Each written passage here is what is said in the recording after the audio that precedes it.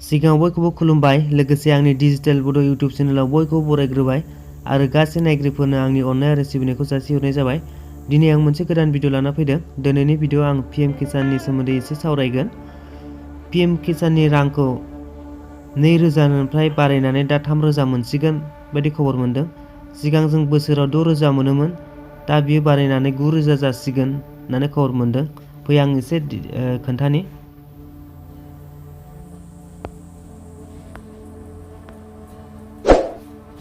नै मध्य प्रदेशनि केबिनेट मन्त्रि जनजाति कार्यनि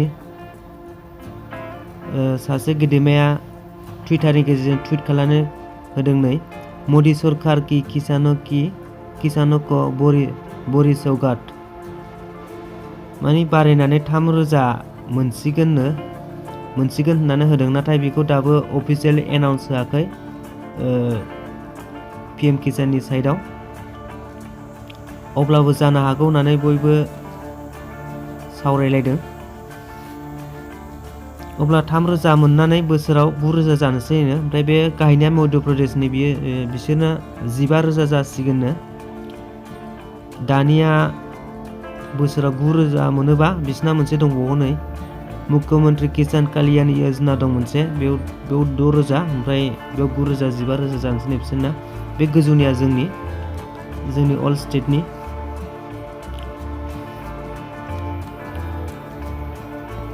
दा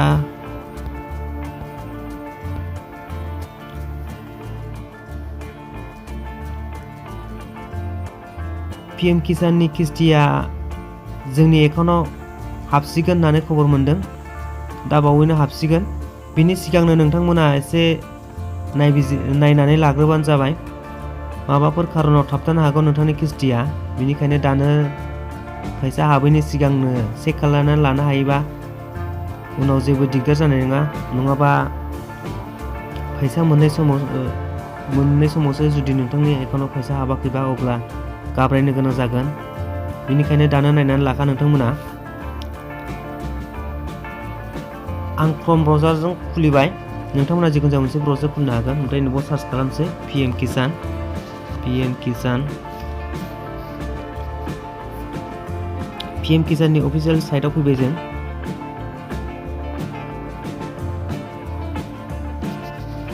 बेनो अफिसियेल साइटआ। ओमफ्राय दाना नै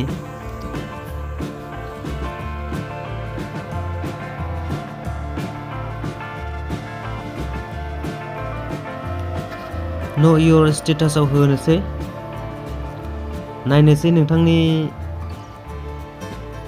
एकाउन्टआ रेडि नंगौना नङा, एबा नोंथांनि रां हाबगोना थिग नंगौना नङा।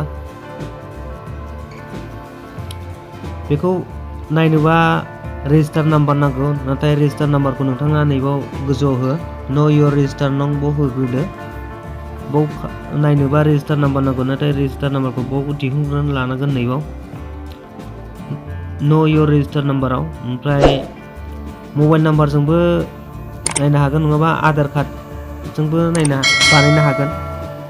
बे एप्लिकेसन नाम्बारखौ नांगौ। आं नैबाव मबाइल नाम्बार होनोसै, मबाइल नाम्बारजों नायनोसै आङो। ओमफ्राय गेट मबाइलाव होफिनसै। ओटिपि फैसिगोन, नैबेनो।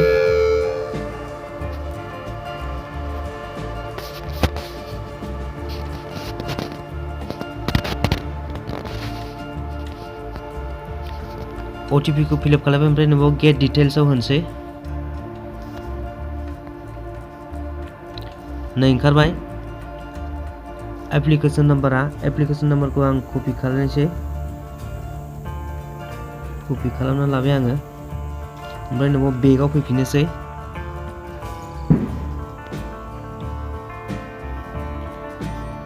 बेगआव फैनानै नो योर स्टेटासआव फैफिनबावनोसै।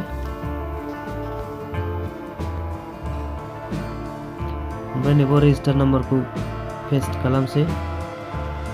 ओमफ्राय नैबाव खेबसा फिलआप खालामसै।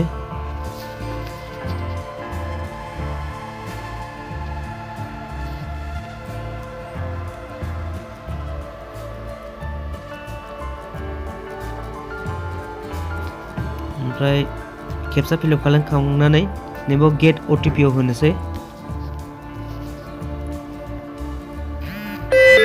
फैबाय नै OTP आबो।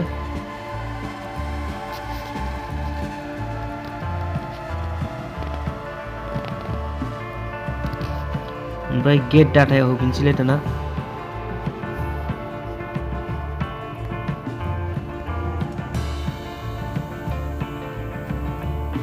आंनि डिटेल्स ओंखारजोब्बाय। बेयाव आपडेटबो खालामनो हायो।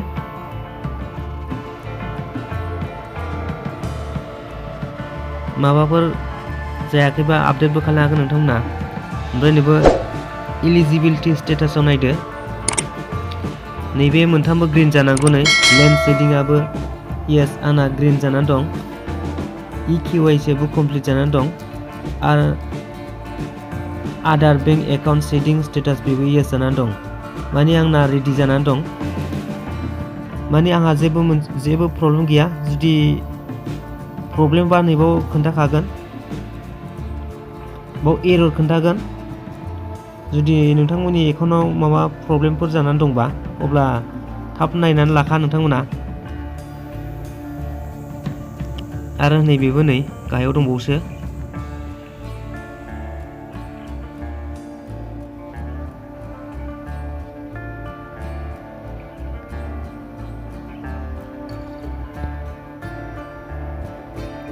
आं बेक फैफिनबाय। दानो नोंथांमोना नायनानै लाखादो, नङाबा फैसा हाबनो गोनाङा हाबनाय नङा। दिनैनि भिडिअ लाबोनायनि थांखिया बेनोमोन। नोंथांमोनखौ सिगांनो चेक खालामनानै लाखानाय, माबाफोर एरर जानानै दङ ना मायो बेखौ खोन्थानायमोन। भिडिअखौ जोबजासिम नायनायनि थाखाय गोजोन्थों। Thank you.